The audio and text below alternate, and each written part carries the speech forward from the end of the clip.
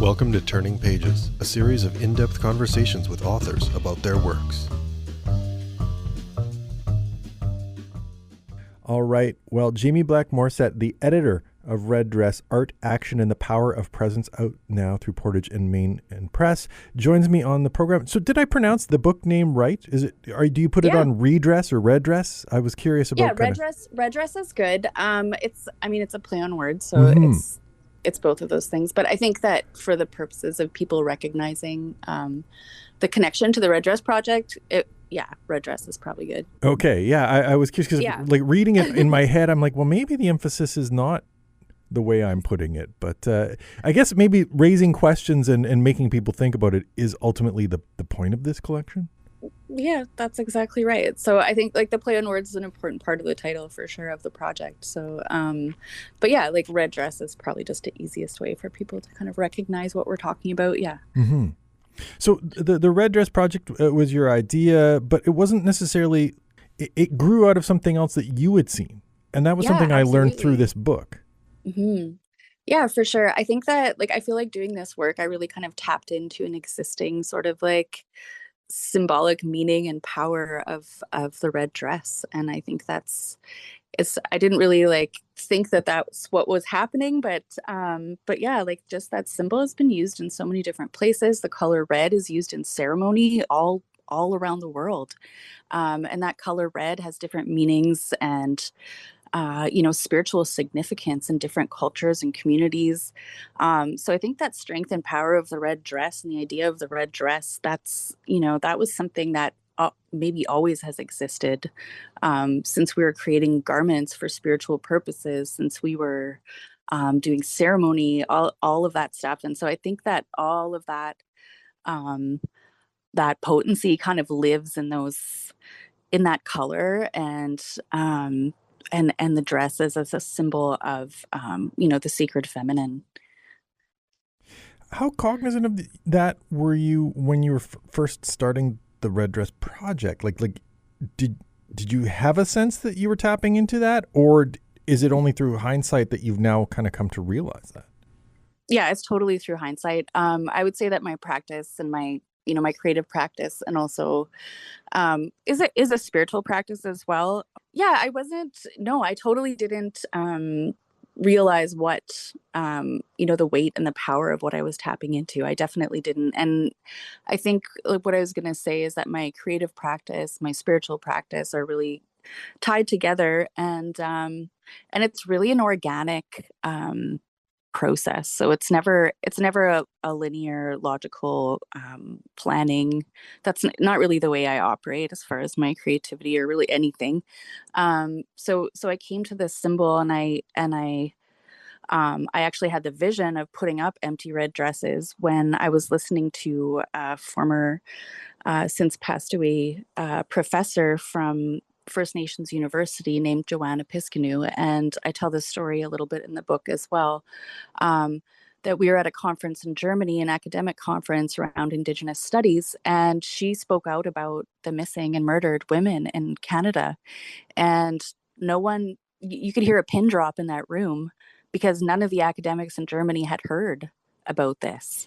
Because when you study Indigenous communities and issues in Canada, you don't have there's very little access to information, or at least at the time that this was happening, there was very little sort of international understanding of the effects of colonization on our communities here in Canada. And so we have Canada has a really, very sort of benevolent sort of reputation internationally. And I think that her kind of expressing what was really going on here really shocked a lot of people in the room. And as she said that, in my head, I saw a image of empty red dresses everywhere, just everywhere in public spaces, just taking up space everywhere you go. And so people couldn't ignore this problem anymore.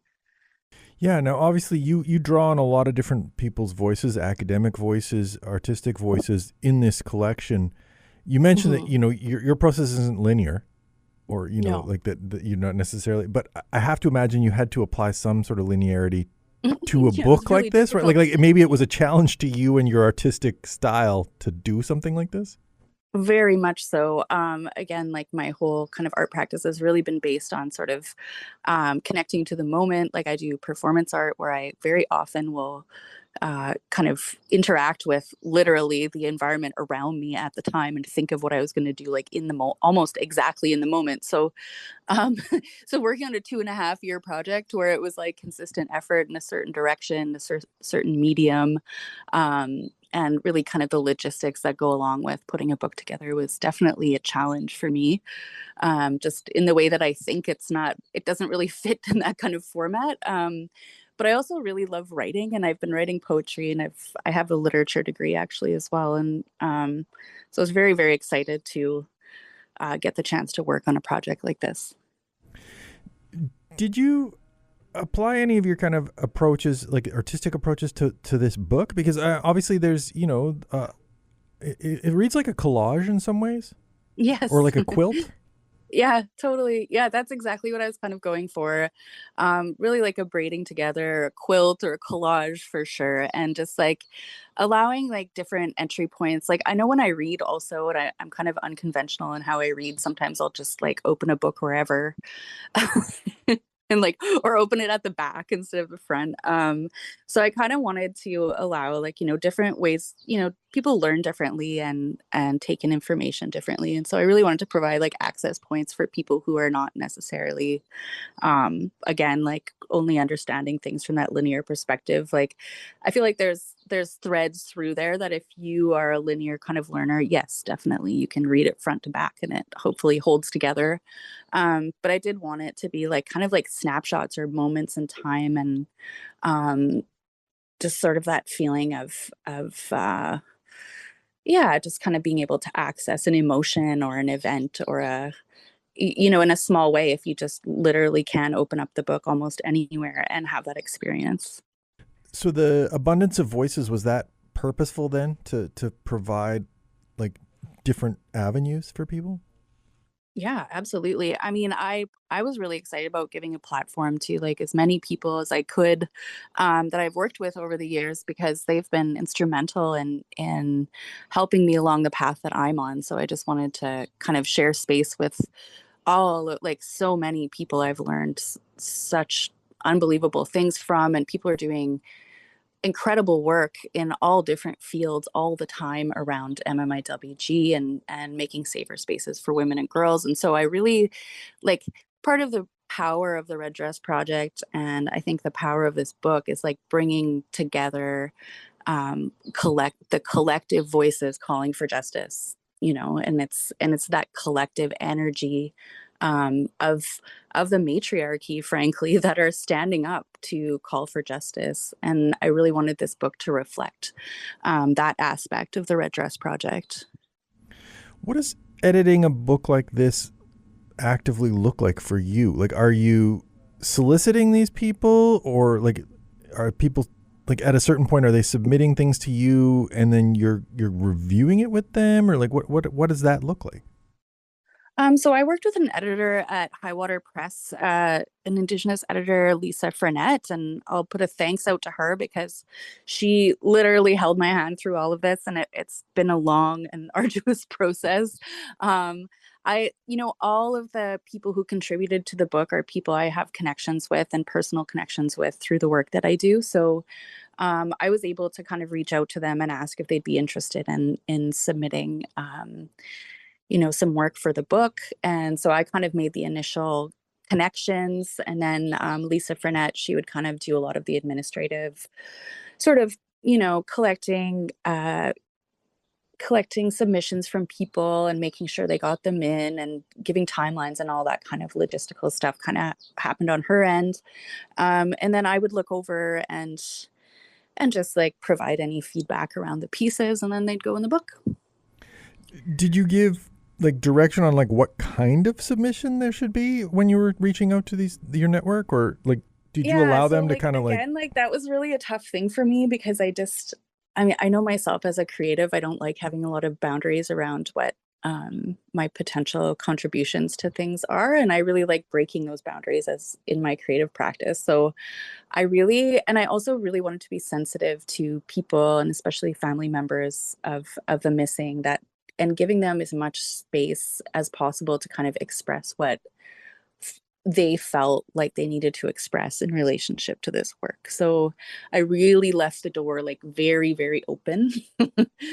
um, and I think that helped this collection, you know, kind of have a lot more variety. And but it also was difficult in kind of putting things together once we had them all, thinking about how they would hang together, and what threads, you know, what pieces to put where. Again, like with this quilt sort of idea of like how does this fit together was a little bit more difficult because I left so much space for people just to creatively express themselves in the way they wanted to.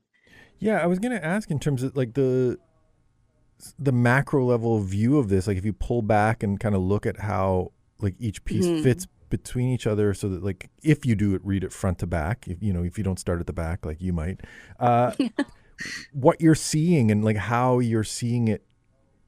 Are you seeing it as a reader? Are you seeing it as a creator? How do you kind of approach that?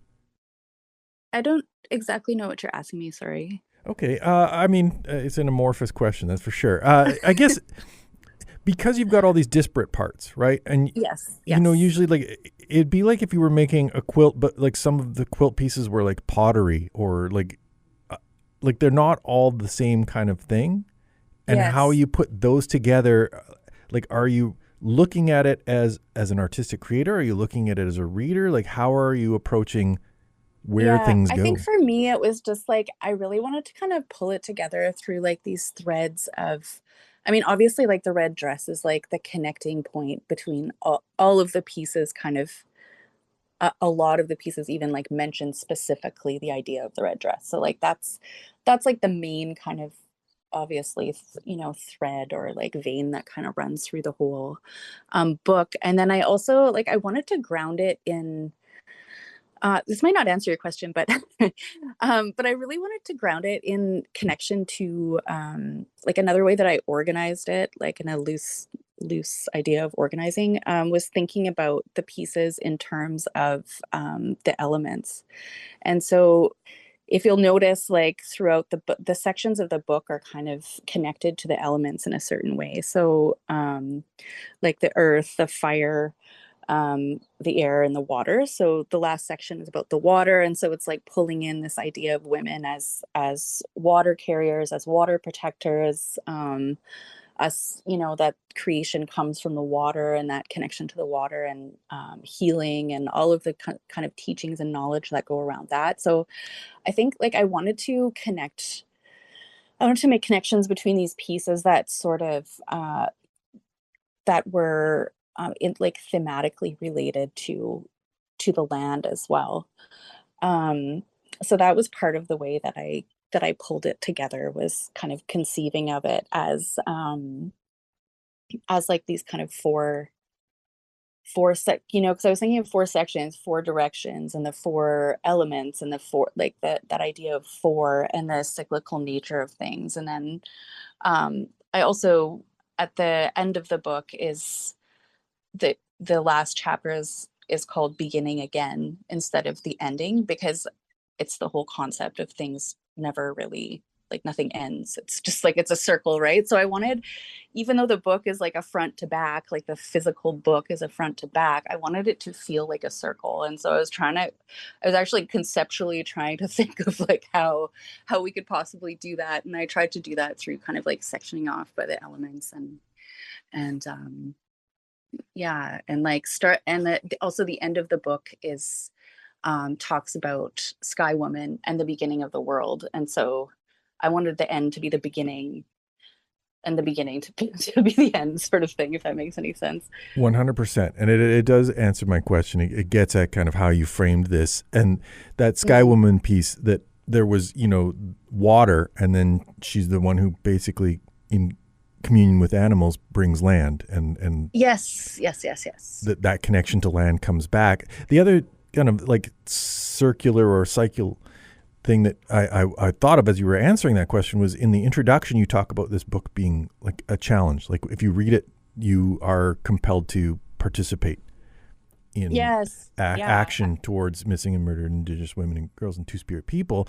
And you end basically kind of with that same challenge. Yeah, I never even noticed that, but it's so true, right? It's like, okay, let's go. So Yeah. obviously you have like artistic people who are challenging and raising awareness. Like you said, that there was an academic conference in Germany that, is referenced in the book that you just mentioned as well. In terms of those challenges, like, I mean, we've obviously seen some movement on this, right? Like as you write, like early on, there was a conservative government that refused to search the landfills. We've searched the landfills. We found their bodies. That there are like steps happening. Do you feel looking back over the course of kind of this project and now with this book, like, do you feel more hope? I feel like I feel like doing this work. I mean, I've been doing this work for 15 years now, traveling with red dresses, speaking out against violence, and for that much time. So I think that, I had to learn to see hope a pretty long time ago to continue doing this work. So I even though I'm acknowledging that, I mean, the Search the Landfill movement was a frankly horrifying reminder that the basic human rights of Indigenous people in this land are not being taken seriously. So that was a very sobering fight to fight with community over the last 2 years here in Winnipeg.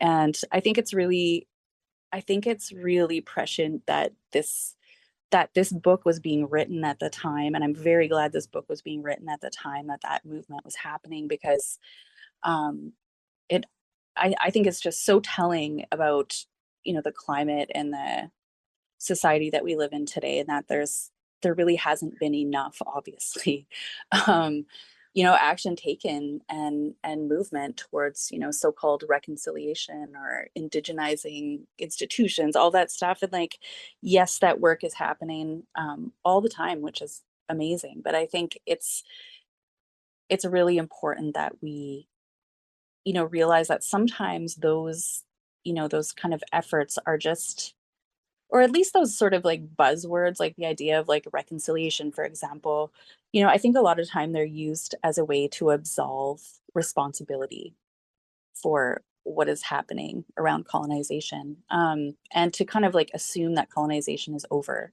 And clearly, and very clearly, when the remains of women murdered are not being searched for, it's a very clear indicator that colonization is not over, and that racism and misogyny are really baked into our political system, our social fabric still. And that's, I know that's very much not hopeful, but but I think like I am actually very hopeful all the time, and I feel like doing this work is gives me that hope. And confronting this injustice is what connects me to this network of women and sometimes men, and but community who are fighting together with such solidarity and such care and such generosity to stop this violence. And that's what's hopeful. And I see that hope every day doing the work I do, watching people stand together to fight for justice. Right. Now, obviously, you had Cambria Harris contribute Yeah. to the book, and Yes. obviously, with like the length of time that it takes for something like this, she obviously contributed a period where that decision to search the landfill had yet to be made. Yeah, she did. Yeah. So over the course of doing this book, the landfill search camp was created and went on, and this book actually came out right around the time the search actually happened and the remains were found. So it was a pretty powerful trajectory and felt like very connected. Yeah, and I was connected with Cambria over the course of the Search the Landfill movement, kind of helping out where I could, and it felt really important to include her voice into this compilation. And she's oh my gosh, you talk about hope, like she is hope. Like I feel like she witnessing her like stand up and all the fighting and all the work that she did to get her mother's remains found, that's hopeful. She has like a fierceness for justice that I have seen in hardly anyone before, and I'm very, very inspired by her. And she's also exceptionally creative. We're working together on a few projects right now. um, and so it's just very exciting. Like, she's a writer, she's a sewer, she's just incredibly artistically gifted, and just a fierce warrior woman. So yeah, and we're talking about hope. She's it. 100%. Another voice that you include, and as you know point out, unfortunately we lost, is Kathy Merrick. Yeah. So Yeah. I mean, how difficult is it to put something out into the world, having lost her in the period in which it was made? Yeah, it was so heartbreaking. A friend of mine, Kristen Flattery, was actually kind of working with her quite closely, and so I got to talk to her about what, like, she was actually there when Kathy passed away. And um I actually, the last time I saw Kathy was at the Camp Morgan had a powwow, um when they it was agreed that the landfill would be searched. We had a powwow, and yeah, I saw Kathy there, and she gave me a hug, and she was just the most supportive, kind-hearted woman. Like, oh my goodness, like, yeah, it honestly breaks my heart, because she was a fierce advocate. She was for the Search the Landfill movement. She was there at every single rally. She's on the steps of the legislature, and she was like the kindest, softest, gentlest person, but she was also exceptionally fierce. And she was angry that this wasn't happening and that the search wasn't happening. And she stood beside Cambria, like, all through this fight, and went to all the meetings with her, and really stood by her and was a fierce advocate for searching the landfill. So I really respect her, her integrity and standing up for that. I think a lot of times when you're in a position of power, it's easy to, you know, to just brush, those sorts of things aside, and like not stand up for them, and not stand up, not speak truth to power. But she definitely did stand up and do that work. And she was a real inspiration to me too. And we have very big shoes to fill if we want to carry on her legacy. And I hope to do that in the work I do. Speaking of shoes to fill, one of the other artistic pieces that's referenced in REDress is the moccasin tops. Mm-hmm. And I was curious, like, at a certain point, did you see like kind of like a parallel path for your own REDress project, that like this became linked to it, and so it should be part of this book? Yeah, well, for sure. I mean, I do know Christy Belcourt, and she was the one who did the project is called Walking with Our Sisters, and that was basically a very similar and parallel project to the REDress project, in that she really made a call out to community all across Turtle Island to create moccasin tops, also called vamps, and to submit them. And each pair of moccasin tops were reminiscent of someone who the family had lost through violence. So I think in the first, I don't know exact numbers, you guys could look it up too, but there's a lot of information online about this project. But she got like way more moccasin vamps submitted from community than she ever imagined she would. So it was just such a really powerful project for people to kind of have a chance to speak out through creating those moccasin tops, and create a space for mourning and also community connection around that. Right. I think it was like she was seeking like maybe 200 or something, kind of representing what number she thought, and then it ended up being like about tenfold, which was kind of more a true and accurate representation of the actual numbers. Yes. Yeah, it was way more than she thought, definitely. Yeah, I can't remember exactly the numbers, but yeah, for sure. And I feel like that's so powerful to to open that door and like allow people to have that space to be creative, to show their care for their loved ones, and to have that all in one space is just such an extremely powerful way of, speaking out about, what's happening in our communities.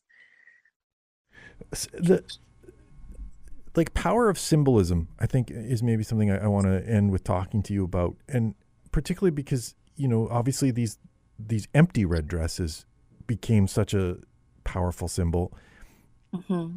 That like, is it because like an image can kind of like sear its way into your head in a way that like a political stance can't, that these have such an impact? Absolutely. Yeah, I really think so. I think visual art has like a different, I feel like visual art actually has a more immediate sort of emotional and spiritual connection to our, I think we don't have time to like put up our guard or our walls when we just see something.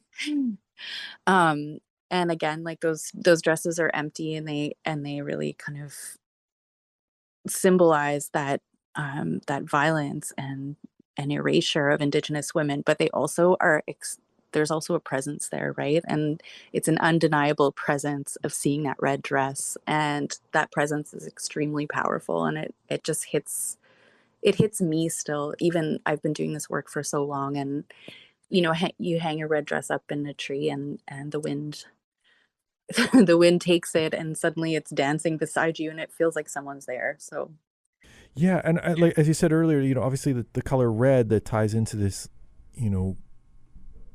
like global connection yes, to like creation, that yes, we all have blood, that it yes, ties us, and I think it's so starkly like red is such a bold color that like it contrasts so with like the natural background in such a way that it just stands out and it forces you to see it.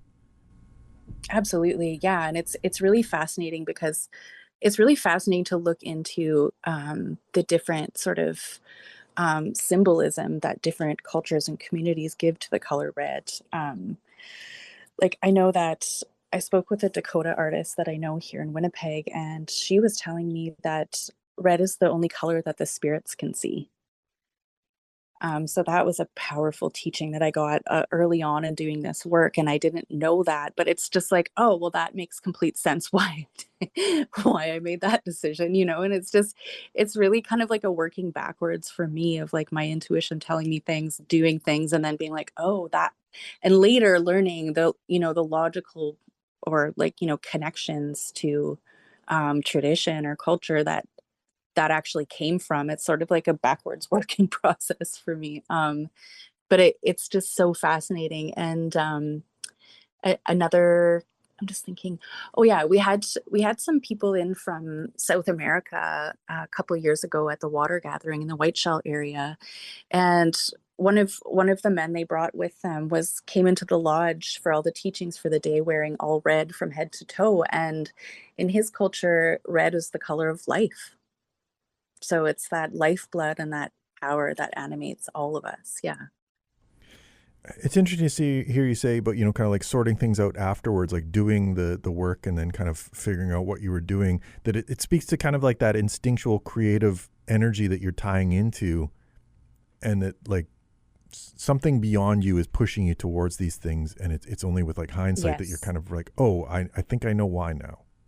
Yeah, it's really amazing actually doing this work, because my intuition, knows what it's doing, but I don't.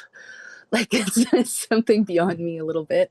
But people have also told me like it's there's that concept of blood memory of like having these kind of like what's the word to put it, like these sort of like echoes or something, like there's something inside that's like there, that's like waiting to be woken up, right? And it's there, but if the right circumstances don't come, it doesn't get woken up. And so I feel like in doing this work, I'm constantly in this phase of like letting that kind of inquiry or that mystery lead me to where I need to go, and just seeing, learning as I go, kind of thing. Well, hopefully this book will do some of that awakening for folks.